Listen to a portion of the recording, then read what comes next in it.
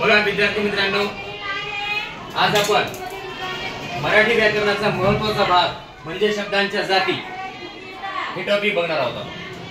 बघा, शब्दांच्या जाती ज्या आहेत याच्यामध्ये मराठी व्याकरणानुसार शब्दांच्या एकूण 8 जाती येतात. किती जाती येतात? 8. बघा, नंबर 1 नाम, नाउन, सर्वनाम, प्रोनाउन, विशेषण, ऍडजेक्टिव्ह, क्रियापद, वर्ब, क्रियाविशेषण, ऍडवर्ब, शब्दयोगी अव्यय, प्रिपोजिशन, उभयनामी अव्यय, कंजक्शन आणि केवळ प्रयोगी अव्यय, इंट्राजेक्शन.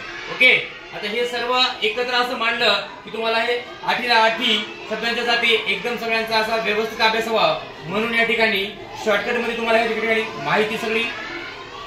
बघा, नाम जगातील दिसणाऱ्या न दिसणाऱ्या वस्तूंची नावं, उदाहरणार्थ डोंगर, हवा, पुस्तक असे अनेक उदाहरण सांगतो. बरोबर आहे. त्यानंतर सर्वनाम म्हणजेच प्रोनाउन, नामाऐवजी वापरला जाणारा शब्द, उदाहरणार्थ तो, ती, ते, आम्ही, तुम्ही. ओके. त्यानंतर तिसरं आहे विशेषण. म्हणजे पूर्ण डेफिनेशन आपण बघितलेलं आहे का, तरी पण शॉर्टकट मध्ये या ठिकाणी सांगितलेलं आहे. ऍडजेक्टिव्ह, विशेषण म्हणजे काय? ऍडजेक्टिव्ह, नामाबद्दल विशेष माहिती सांगणारा शब्द. कशाबद्दल?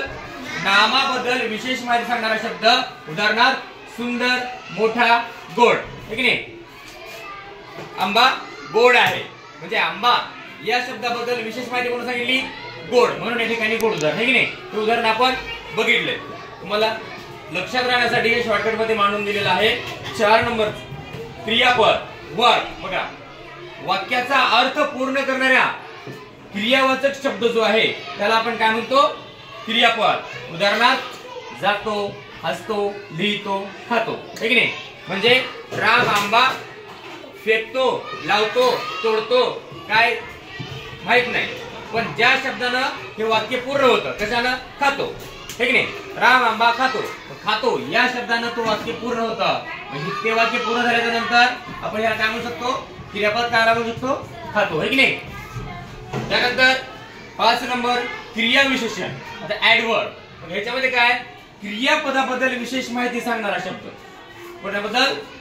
क्रियापदाबद्दल विशेष माहिती सांगणारा शब्द, उदाहरणार्थ हळू, जोरात, येथे. ठीक आहे. नंतर 5 नंबर क्रियाविशेषण झाल्याच्या नंतर 6वा नंबर शब्दयोगी अव्यय. बरोबर आहे. शब्दयोगी अव्यय, प्रिपोजिशन. याला आपण काय म्हणू? नामाला जोडून जो वाक्याचा अर्थ पूर्ण करणारा शब्द आहे त्याला आपण काय म्हणतो? उभयनामी अव्यय, कंजक्शन. बरोबर आहे. म्हणजे या ठिकाणी उभयनामी अव्यय आणि शब्दयोगी, आपण 6 नंबरचं बघत होतो शब्दयोगी अव्यय. बरोबर आहे. प्रिपोजिशन. शब्दयोगी अव्ययामध्ये काय सांगितले? नामाला जोडून येऊन वाक्याचा अर्थ पूर्ण करणारा शब्द, उदाहरणार्थ वर, खाली, आत. ठीक आहे. फॅन वर. ठीक आहे. आत वाक्य कोणतं घ्या त्याच्यामध्ये काय ते उदाहरण दिलेले तुम्हाला. ठीक आहे. खाली काय? टेबल, खाली. नामाला जोडून येणारा शब्द. बरोबर आहे. हे आपण लक्षात घ्यायचे.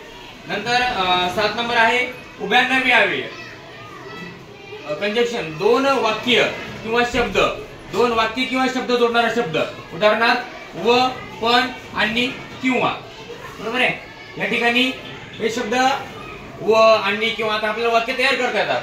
म्हणजे उभयनामी अव्ययामध्ये काय येतं की 2 वाक्य किंवा शब्द, राम आणि श्याम. राम आणि श्याम ह्या दोघांना जोडण्यासाठी कोणता शब्द वापरलाय? कोणता शब्द आलाय? बरोबर आहे. है की नाही? लक्षात आले ना? नंबर 8 केवळ प्रयोगी अव्यय, इंट्राजेक्शन. यामध्ये भावना व्यक्त करणारा शब्द येतो. भावना असतात की नाही आपल्या, आपण भावना व्यक्त करणारा शब्द आला की लक्षात काय घ्यायचंय? केवळ प्रयोगी अव्यय. कोणत्या शब्दात? उदाहरणार्थ अर, वाह, छी, शाबास. ही जी आपली भावना व्यक्त करणारा शब्द आहे या शब्द आला की आपण काय समजायचं इथं? केवळ प्रयोगी अव्यय. कळालं? हे 8 नंबरचं. म्हणजे नाम, सर्वनाम, विशेषण, क्रियापद, क्रियाविशेषण, शब्दयोगी अव्यय, उभयनामी अव्यय आणि केवळ प्रयोगी अव्यय. या ठिकाणी तुम्हाला त्याची शॉर्टकट मध्ये डेफिनेशन आणि त्याची उदाहरणं दिलेली आहेत. त्याच्यावरून आपल्याला सर्व काय लक्षात येतं. है की नाही?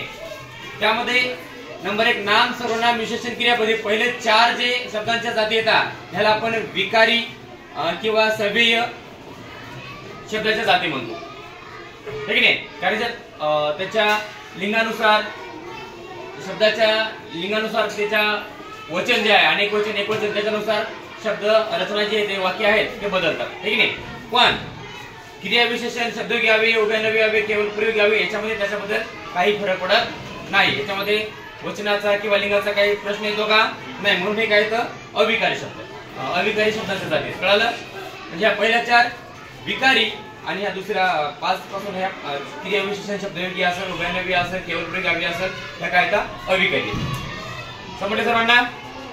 नामाबद्दल सांगू शकता?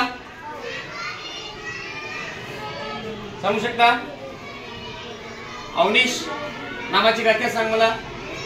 जगातील दिसणाऱ्या न दिसणाऱ्या वस्तूची नाव. उदा. डोंगर, हवा, पुस्तक.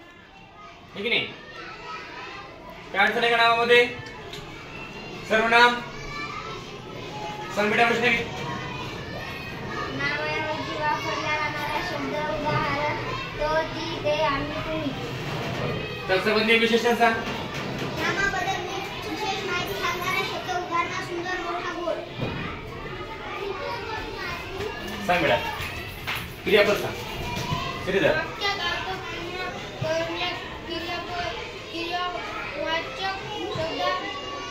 उदाहरणार्थ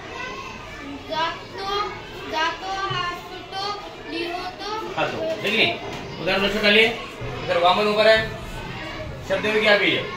नामाला जोडून येऊन वाक्याचा अर्थ पूर्ण करणारा शब्द, उदा, वर, खाली, आत.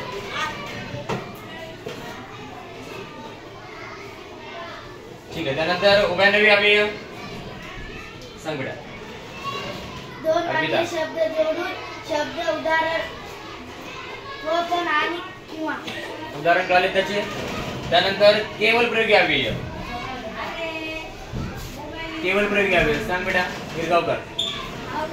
व्यक्त करणारा शब्द, उदा, आर, वा, ची, शब्बास. भावना म्हणजे आपल्या ज्या भावना ते व्यक्त करणार आहे की नाही, म्हणतो की नाही आपण. वा, छान सांगितलं, शब्बास, ठीक नाही. ओके.